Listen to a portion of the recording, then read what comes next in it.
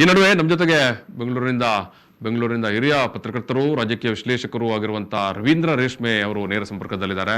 Sir ನಮಸ್ಕಾರ. Sir ನಮಸ್ಕಾರ. ನಮಸ್ಕಾರ ಸರ್, ಇವಾಗ ಸಚಿವ ಸಂಪುಟ ವಿಸ್ತರಣೆ ಬಗ್ಗೆ ಭಾರಿ ಚಟುವಟಿಕೆಗಳು, ರಾಜಕೀಯ ಚಟುವಟಿಕೆಗಳು ನಡೀತಾ ಉಂಟು. ಒಂದಷ್ಟು ಜನ ಮತ್ತೆ ಯಡಿಯೂರಪ್ಪ ಅವರ ಜೊತೆಗೇನೆ ಒಂದಷ್ಟು ಜನ ಬಿಜೆಪಿ ಹೈಕಮಾಂಡ್ ಜೊತೆಗೆ, ಒಂದಷ್ಟು ಜನ ಬೊಮ್ಮಾಯಿ ಅವರ ಜೊತೆಗೆ ಎಲ್ಲ ಅವರ ಸುತ್ತಮುತ್ತ ಓಡಾಡ್ತಾ ಇದ್ದಾರೆ. ಈಗ ಪ್ರಶ್ನೆ ಸರ್, ತತ್ಕ್ಷಣಕ್ಕೆ ಅಂದ್ರೆ ಶೀಘ್ರವಾಗಿಯೇ ಸಂಪುಟ ವಿಸ್ತರಣೆ ಆಗತ್ತಾ ಅಂತ ಏನ್ ಹೇಳ್ತೀರಾ ಸರ್? ಈಗ ವಿಸ್ತರಣೆ ಅಲ್ಲ ಸರ್, ಸಚಿವ ಸಂಪುಟ ರಚನೆ ಹೊಸ ಹೌದು, ನೂತನ ಸಚಿವ ಮಂಡಲದ ರಚನೆ. ಹೌದು. ಮುಖ್ಯವಾಗಿ ಮುಖ್ಯಮಂತ್ರಿ ಆಯ್ಕೆನೆ ಬಿಜೆಪಿಯ ರಾಜಕಾರಣದಲ್ಲಿ ಒಂದು ತಲೆಮಾರಿನ ಬದಲಾವಣೆ. ಮೂಲಕ ಇವತ್ತು ಮುಖ್ಯಮಂತ್ರಿ ಆಗಿರೋರು ಅವರು RSS ಹಿನ್ನೆಲೆಯವರಲ್ಲ. ಹೌದು. ಜನತಾ ಪರಿವಾರದಿಂದ ಬಂದವರು. ಹೌದು. ಆಮೇಲೆ ಅವರ ಸೈದ್ಧಾಂತಿಕ ಒಲವು ನೀರುಗಳೇ ಬೇರೆ ಇತ್ತು.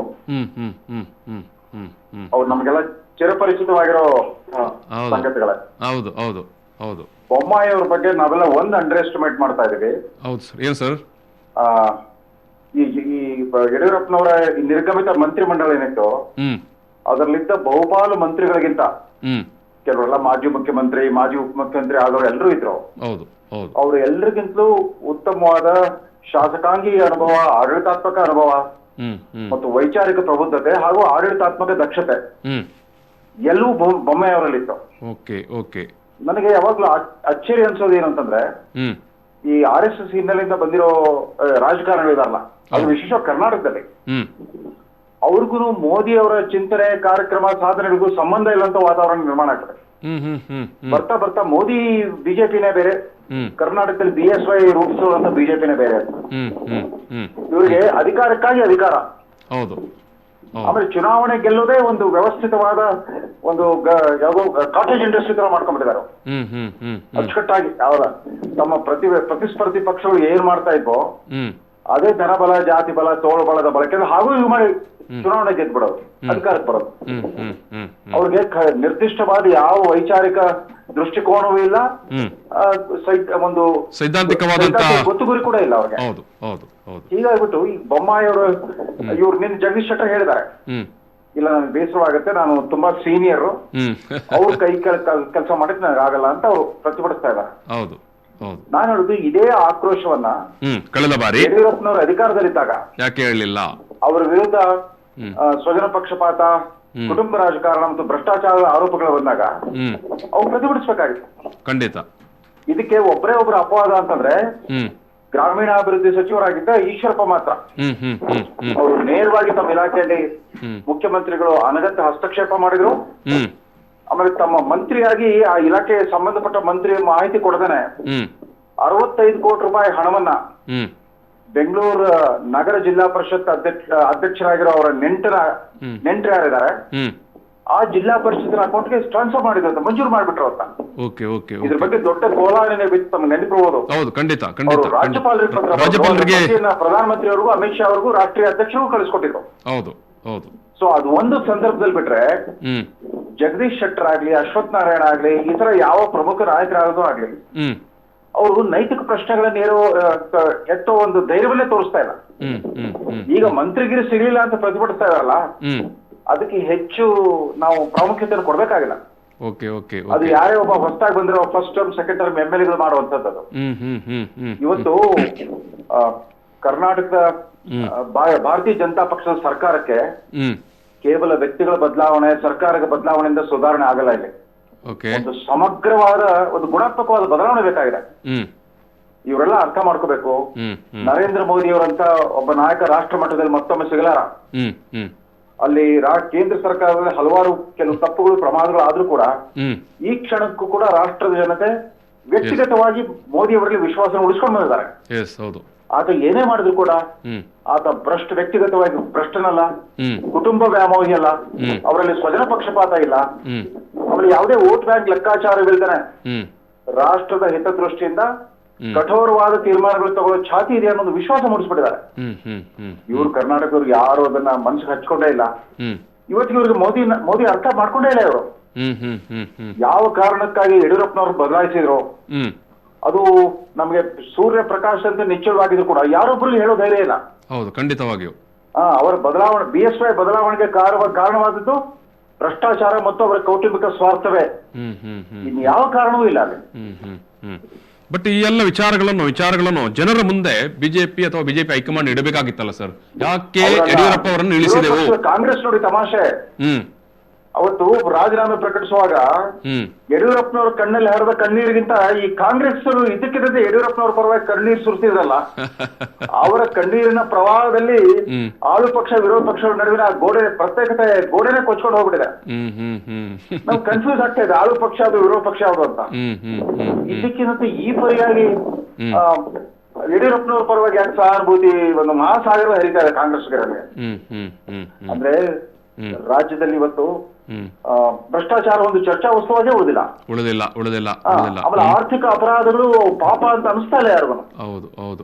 ಕೌಟುಂಬಿಕ ಸ್ವಾರ್ಥ, ಕುಟುಂಬ ರಾಜಕಾರಣ ಇವು ಯಾವೂ ಕೂಡ ಒಂದು ಜನಕ್ಕೆ ಮಾಡೋ ವಿಶ್ವಾಸ ದ್ರೋಹ ಅಂತ ಯಾರಿಗೂ ಅನಿಸ್ತಾ ಇಲ್ಲ. ಹೌದು, ಈಗ ಈ 17 ಮಂದಿಯನ್ನು ಏನು ಕಳೆದ ಬಾರಿ ಅವರು ಕರ್ಕೊಂಡು ಬಂದ್ರು, ಕುದುರೆ ವ್ಯಾಪಾರ ಮತ್ತೊಂದು 17 ಮಂದಿ ಪೈಕಿ 12 ಜನ ಚುನಾವಣೆಯಲ್ಲಿ ಆರಿಸಿ ಬಂದ್ರು, ಇನ್ನೊಬ್ರು MLC ಆಗಿದ್ದು ಮಂತ್ರಿ ಸ್ಥಾನಕ್ಕೆ ಅರ್ಹತೆ ಪಡ್ಕೊಂಡ್ರು. ಹೌದು, ಅದರಲ್ಲಿ ಅವ್ರದ್ದು ಎಲ್ರದ್ದು ವ್ಯಾಲಿಡಿಟಿ ಪೀರಿಯಡ್ ಮುಗಿದ್ಬಿಟ್ಟಿದೆ. ಯಡಿಯೂರಪ್ಪನವರು ರಾಜೀನಾಮೆ ಕೊಡೋದ್ರ ಮೂಲಕ ಅವ್ರು ಇದುವರೆಗೆ ಏನು ಹಕ್ಕೊತ್ತಾಯ ಮಾಡ್ತಾ ಇದ್ರು, ಆ ಹಕ್ಕೊತ್ತಾಯದ ಅವಕಾಶ ತೀರೋಗ್ಬಿಟ್ಟಿದೆ. ಯಾಕಂದ್ರೆ ಯಡಿಯೂರಪ್ಪನವ್ರು ಮುಖ್ಯಮಂತ್ರಿ ಮಾಡಿದ್ದು ನಾವೇ ಅನ್ನೋ ಒಂದು ಆ ಆಧಾರದ ಮೇಲೆ ಅವರು ತಮ್ಮ ಹಕ್ಕೊತ್ತಾಯ ಮಾಡ್ತಾ ಇದ್ರು. ಆಯ್ತಲ್ಲ, ಆದ್ರೆ ಬೊಮ್ಮಾಯಿಯವರು ಮುಖ್ಯಮಂತ್ರಿ ಆಗಕ್ಕೆ ಅವ್ರು ಕಾರಣರಲ್ಲ. ಯಡಿಯೂರಪ್ಪ ಮುಖ್ಯಮಂತ್ರಿ ಆಗ್ಲಿ ಖಂಡಿತವಾಗೂ ನೀವು ಕಾರಣರಾಗಿದ್ರೆ ನಿಮ್ಗೆ ಆಯ್ತು, ನಿಮ್ ಋಣ ತೀರ್ಸಿದ್ರು ಅವರು. ಈಗ ಬೊಮ್ಮಾಯಿ ಮುಖ್ಯಮಂತ್ರಿ ಆಗಿ ನೀವ್ ಯಾರೂ ಕಾರಣರಲ್ಲ. ನೀವ್ ಇರ್ಲಿ ಇಲ್ಲದೆ ಇರ್ಲಿ ಬೊಮ್ಮಾಯಿ ಅವರು ಮುಖ್ಯಮಂತ್ರಿ ಮಾಡಿಸ್ತಿದ್ರು ಯಡಿಯೂರಪ್ಪನವರು, ಹೈಕಮಾಂಡ್ ಕೂಡ ಒಪ್ಕೊಳ್ತಾ ಇತ್ತು. ಈಗ ಬೊಮ್ಮಾಯಿ ಅವರಲ್ಲಿ ಕೂಡ ಕೆಲವು ವಿಶಿಷ್ಟವಾದ ನಾಯಕತ್ವದ ಗುಣಗಳಿದೆ. ನಿನ್ನೆ ಅವರ ಆರಂಭಿಕ ಹೇಳಿಕೆಗಳನ್ನ ತಾವು ಗಮನಿಸಿರಬಹುದು. ಉನ್ನತಾಧಿಕಾರಿಗಳ ಸಭೆಯಲ್ಲಿ ಸ್ಪಷ್ಟವಾಗಿ ಹೇಳಿದ್ದಾರೆ, ನಾನು ಭ್ರಷ್ಟಾಚಾರ ಮುಕ್ತ ಆಡಳಿತ ಕೊಡೋ ಸಂಕಲ್ಪ ಮಾಡಿದ್ದೀನಿ. ನಮ್ಮ ಕುಟುಂಬದ ಹಸ್ತಕ್ಷೇಪವನ್ನು ನಾನು ಇದುವರೆಗೂ ಅವಕಾಶ ಕೊಟ್ಟಿಲ್ಲ, ಇನ್ನು ಮುಂದೆ ಕೂಡ ಅವಕಾಶ ಕೊಡಲ್ಲ. ನನ್ನ ಬಂಧುಗಳು ಯಾರಾದ್ರೂ ತಮ್ಮ ಹತ್ರ ಏನಾದ್ರು ಕೆಲಸ ಮಾಡ್ಲಿಕ್ಕೆ ಬಂದ್ರೆ ನೀವು ಮಾಡ್ಕೂಡುದು, ತಕ್ಷಣ ಏನಾದ್ರು ಮಾಹಿತಿ ಕೊಡ್ಬೇಕು ಅನ್ನೋ ಸ್ಪಷ್ಟ ಮಾತುಗಳೆಲ್ಲ ಹೇಳಿದ್ದಾರೆ.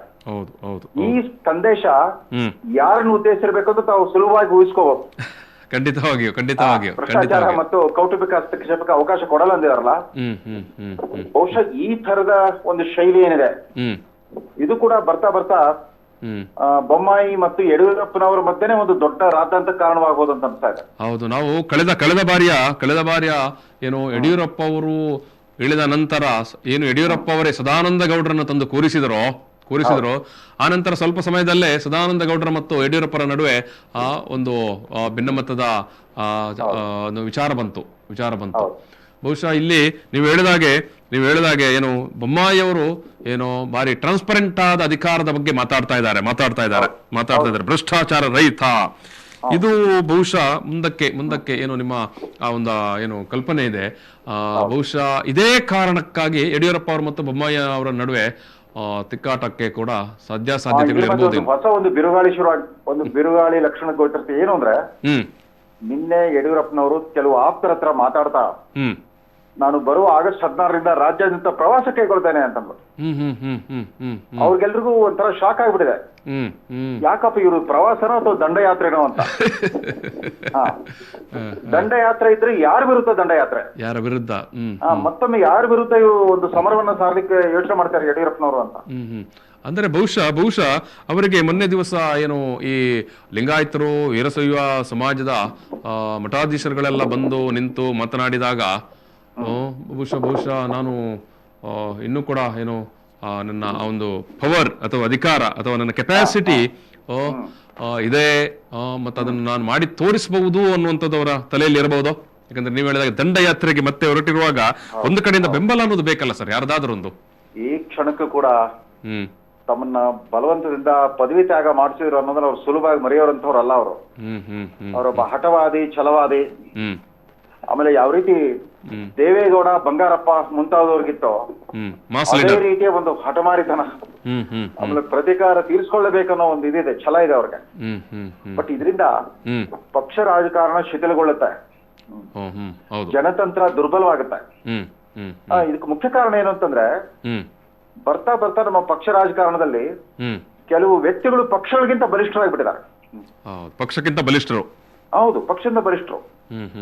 ಬಟ್ ಇವ್ರು ಎಂತ ಭ್ರಮೇಲಿದ್ದಾರೆ ಅಂತಂದ್ರೆ 2014, 2018, 2019 ಈ ಮೂರೂ ಚುನಾವಣೆಗಳಲ್ಲಿ ಕರ್ನಾಟಕದಲ್ಲಿ ಏನು ಭಾಜಪ ಪಕ್ಷಕ್ಕೆ ಮುನ್ನಡೆ ಆಯ್ತು, ಅದು ಮೋದಿಯವರ ಎಂಟ್ರಿಯಿಂದಾಗಿ ಅನ್ನೋದನ್ನ ಮರ್ತು ಬಿಟ್ಟಿದ್ದಾರೆ ಇವರೆಲ್ಲ. ಮರ್ತು ಬಿಟ್ಟಿದ್ದಾರೆ. ಹಾ ನೋಡಿ, ಯಾವ ಕರ್ನಾಟಕ ಮತದಾರರು 2013 ಅಸೆಂಬ್ಲಿ ಚುನಾವಣೆಯಲ್ಲಿ ಸಿದ್ದರಾಮಯ್ಯ ನೇತೃತ್ವ ಕಾಂಗ್ರೆಸ್ಗೆ 122 ಸೀಟ್ ಕೊಟ್ರು. ಹೌದು. ಅದೇ ಮತದಾರರು ಒಂದೇ ವರ್ಷದಲ್ಲಿ 2014 ಲೋಕಸಭೆ ಮೋದಿ ಅವರ ಎಂಟ್ರಿ ಆಗ್ತಿದ್ದ ಹಾಗೇನೆ ಬಿಜೆಪಿಗೆ 17 ಲೋಕಸಭಾ ಸೀಟು ಮತ್ತು 134 ಅಸೆಂಬ್ಲಿ ಕ್ಷೇತ್ರಗಳಲ್ಲಿ ಮುನ್ನಡೆ ಸಿಕ್ಕಿತ್ತವ. ಅದು ಸ್ವತಃ ಸಿದ್ದರಾಮಯ್ಯನವರೇ ಗಮನಿಸಲಿಲ್ಲ ಅದನ್ನ. ಆಮೇಲೆ 2018 ಅಸೆಂಬ್ಲಿ ಚುನಾವಣೆಯಲ್ಲಿ 48 ಇದ್ದು ಬಿಜೆಪಿ 104 ಆಯ್ತು, 130 ಇದ್ದು ಕಾಂಗ್ರೆಸ್ 78 ಆಯ್ತು. ಆಮೇಲೆ 2019 ಲೋಕಸಭಾ ಚುನಾವಣೆ ಅಂತ ಅದು ಮೋದಿ ಅವರ ಪರವಾಗಿ ಒಂದು ದೊಡ್ಡ ಪ್ರಚಂಡ ಚಂಡಮಾರುತ. ಅದು ಚಂಡಮಾರುತಾನೆ. ಬಿಜೆಪಿಗೆ 28ರಲ್ಲಿ 26 ಸೀಟು ಅಸೆಂಬ್ಲಿ ಲೋಕಸಭಾ ಸೀಟು, ಆಮೇಲೆ 174 ಅಸೆಂಬ್ಲಿ ಕ್ಷೇತ್ರಗಳಲ್ಲಿ ಲೀಡ್ ಬಂತು. ಅದನ್ನ ಇವ್ರು ಮರ್ತು ಬಿಟ್ಟಿದ್ದಾರೆ. ನೀವು ಗಮನಿಸಿರ್ಬೋದು, ಬರ್ತಾ ಬರ್ತಾ ಮೋದಿ ಅವರ ಹೆಸರು ಕೂಡ ಯಾರು ಪ್ರಸ್ತಾಪ ಮಾಡ್ತಾ ಇರಲಿಲ್ಲ. ಬೊಮ್ಮಾಯಿ ಅವ್ರನ್ನ ಮುಖ್ಯಮಂತ್ರಿ ಮಾಡದೆ ಹೋಗಿದ್ರೆ ಈ ಲಿಂಗಾಯತ್ ಮಠಾಧೀಶರು ಆಗ್ಲೇ ಮೋದಿ ಅವ್ರ ವಿರುದ್ಧ ಕಾಳೆ ಓದಲಿಕ್ಕೆ ಶುರು ಮಾಡ್ಬಿಟ್ಟಿದ್ರು, ರಣಕಾಳೆ ಓದಲಿಕ್ಕೆ ಶುರು ಮಾಡ್ಬಿಟ್ರು. ಈಗ ಸರ್, ಈಗ ಈ ಬೊಮ್ಮಾಯಿಯವರ ಆಯ್ಕೆಯನ್ನು ಅದು ಯಡಿಯೂರಪ್ಪನವರದೇ ಮೇಲ್ಗೈ ಅಂತ ಹೇಳಲಾಗ್ತಾ ಉಂಟಲ್ವಾ? ಅದು ಹೈಕಮಾಂಡ್ ಒಂದೇ ಕಲ್ಲಿನಿಂದ 2 ಪಕ್ಷಗಳನ್ನು ಉದುರಿಸಿರುವ ಪ್ರಸಂಗ ಅದು. ಯಾವ ರೀತಿ? ಈ ಯಡಿಯೂರಪ್ಪನವ್ರ ಆಯ್ಕೆಯನ್ನು ಒಪ್ಕೊಳ್ಳೋದ್ರ ಮೂಲಕ ಏನ್ ಮಾಡಿದಾರೆ, ಆಯ್ತು ನೀವು ಹೇಳಿದವ್ರು ಮುಖ್ಯಮಂತ್ರಿ ಮಾಡಿದ್ವಿ, ಇನ್ನು ನಿಮ್ ಮಗ ವಿಜೇಂದ್ರ ಅಥವಾ ರಾಘವೇಂದ್ರ ನೀವ್ ಏನು ಕೇಳ್ಬೇಡಿ, ಅವ್ರನ್ನ ಕೇಂದ್ರ ಮಂತ್ರಿ ಮಾಡ್ರಿ ಅಥವಾ ಇವ್ರನಲ್ಲಿ MLA ಮಾಡಿ ಮಂತ್ರಿ ಮಾಡ್ರಿ ಅಂತ ಕೇಳ್ಬೇಡಿ. ಆಮೇಲೆ ಎರಡನೇದು, ಯಾವ ಲಿಂಗಾಯತ್ ಮಠಾಧೀಶರು ಕೇಂದ್ರದ ವಿರುದ್ಧ ಕೂಗ್ಲಿಕ್ಕೆ ಶುರು ಮಾಡಿದ್ರು ಅವರು ತಣ್ಣಗಾಗಿಸ್ಬಿಟ್ರು ಒಂದೇ ಇಟ್ಕೆರೆ. ಬಸವರಾಜ ಬೊಮ್ಮಾಯಿ ಉತ್ತರ ಕರ್ನಾಟಕದ ಅತ್ಯಂತ ಚಿರಪರಿಚಿತ ಲಿಂಗಾಯತ ರಾಜ ಕುಟುಂಬದ ಒಬ್ಬ ಕುಡಿಯಾಗಿರೋದ್ರಿಂದ ಅವರೆಲ್ಲರಿಗೂ ಸಮಾಧಾನ ಆಗ್ಬಿಡ್ತು. ಅವ್ರ ವಿರುದ್ಧ ಈಗ ಏನು ಅವ್ರ ಹತ್ರ ಏನು ಅಸ್ತ್ರಗಳೇ ಇಲ್ಲ. ಈಗ ಎರಡನ್ನೂ ಸಾಧಿಸ್ಬಿಟ್ರು. ಜೊತೆಗೆ ಮೋದಿ ಅವರು ಬಯಸ್ತಿರುವಂತಹ ಒಂದು ಗುಣಾತ್ಮಕವಾದ ನಾಯಕತ್ವ, ಒಂದು ಶಾಸಕಾಂಗೀಯ ಅನುಭವ, ಆಡಳಿತಾತ್ಮಕ ಅನುಭವ ಮತ್ತು ಈಗಾಗಲೇ ಸಾಬೀತಾಗಿರೋ ಸಾಮರ್ಥ್ಯ ಅಂತ ವ್ಯಕ್ತಿನ ತರಬೇಕು ಅಂತ ಅವ್ರಿಗೆ ಕನಸಿತ್ತು, ಅದು ಮಾಡ್ಬಿಟ್ರು. ಸರ್, ಇವಾಗ ಮೋದಿ ಬಿಜೆಪಿಗೂ ಅದ್ವಾನಿ ವಾಜಪೇಯಿ ಕಾಲದ ಬಿಜೆಪಿಗೂ ಅಜಗಜಾಂತರ ವ್ಯತ್ಯಾಸವಾಗ್ತಾ ಇದೆ, ತಾವು ಗಮನಿಸ್ಬೇಕು. ಹೌದು, ಖಂಡಿತ. ಮೊನ್ನೆ ಆಸ್ಸಾಂನಲ್ಲಿ ನೋಡಿ, ಇದು ಇವರು ಅಲ್ಲಿದ್ದ ನಿಕಟಪೂರ್ವ ಮುಖ್ಯಮಂತ್ರಿಗಳು ಅವ್ರು ಒಳ್ಳೆ ಸರ್ಕಾರವನ್ನು ನಡೆಸಿದ್ರು, ಅವ್ರ ವಿರುದ್ಧ ಯಾವ ಅಪವಾದಗಳು ಇರಲಿಲ್ಲ. ಆದ್ರೂ ಕಾಂಗ್ರೆಸ್ ನಿಂದ ಬಂದ ಹಿಮಂತ್ ಬಿಸ್ವಾ ಶರ್ಮಾ ತಮ್ಮ ಸಾಮರ್ಥ್ಯವನ್ನು ಸಾಬೀತು ಮಾಡಿದ್ರಿಂದ ಮುಖ್ಯಮಂತ್ರಿ ಮಾಡ್ಬಿಟ್ರು. ಅಚ್ಚರಿ ಆಯ್ಕೆ ಅಂತ ಹೇಳಿದ್ರು. ಎರಡನೇ ಬಾರಿ ಆಸ್ಸಾಂನಲ್ಲಿ ಗೆಲ್ಲಿಸ್ಕೊಂಡ್ ಬಂದ್ರು ಕೂಡ ಯಾರು ಸರ್ಬಾನಂದ್ ಸೋನಾವಾಲಾಗಿಂತ ಹಿಮಂತ್ ಬಿಸ್ವಾ ಶರ್ಮಾ ಹೆಚ್ಚು ಸಮರ್ಥ ಅಂತ ಅವ್ರು ಮಾಡ್ಬಿಟ್ರು. ಸೊ ಮೋದಿಯ ಆಸ್ಥಾನದಲ್ಲಿ ಮೆರಿಟ್ ಕೋಟಾಗೆ ಪ್ರಾಮುಖ್ಯತೆ, ಸೋಷಿಯಲ್ ಇಂಜಿನಿಯರಿಂಗ್ ಕೂಡ ಮಾಡಿ ತೋರಿಸ್ಬಿಟ್ಟಿದ್ದಾರೆ ಕೇಂದ್ರ ಸರ್ಕಾರದ ವಿಸ್ತರಣೆ ಮೊನ್ನೆ. ಸೊ ಎರಡೂ ಸಾಧ್ಯತೆ ಇದೆ, ಮೆರಿಟ್ ಕಮ್ ರಿಸರ್ವೇಶನ್ ಕೋಟಾ ಇರುತ್ತೆ ಈ ಮಂತ್ರಿಮಂಡಲದಲ್ಲಿ. ಅಂದ್ರೆ ಯಡಿಯೂರಪ್ಪ ಅವರ ಏನು ಕೈಚಳಕ ಈ ಹೊಸ ಸಂಪುಟ ರಚನೆಯಲ್ಲಿ ದೊಡ್ಡ ಮಟ್ಟದಲ್ಲಿ ಪ್ರಭಾವ ಬೀರ್ಲಿಕ್ಕಿಲ್ಲ ಅಂತ ನೀವು ಹೇಳುವಂತದ್ದು. ಒಂದು 25% ಇದೆ. ಯಡಿಯೂರಪ್ಪನವ್ರನ್ನ ಅಲಕ್ಷ್ಯ ಮಾಡ್ಲಿಕ್ಕೂ ಆಗಲ್ಲ, ಅದ್ರ ತೀರಾ ಅವ್ರಿಗೆ ಮಳೆ ಹಾಕ್ಲಿಕ್ಕೂ ಆಗಲ್ಲ. ಬಟ್ ಅದರ ರಾಜಕೀಯ ಪರಿಣಾಮಗಳು ಏನಾಗುತ್ತೆ, ಅದು ವರಿಷ್ಠರು ಯಾವ ರೀತಿ ಅದು ನಿಭಾಯಿಸ್ತಾರೆ ಅದನ್ನ ಕಾದು ನೋಡ್ಬೇಕಾಗುತ್ತೆ. Sir, thank you sir.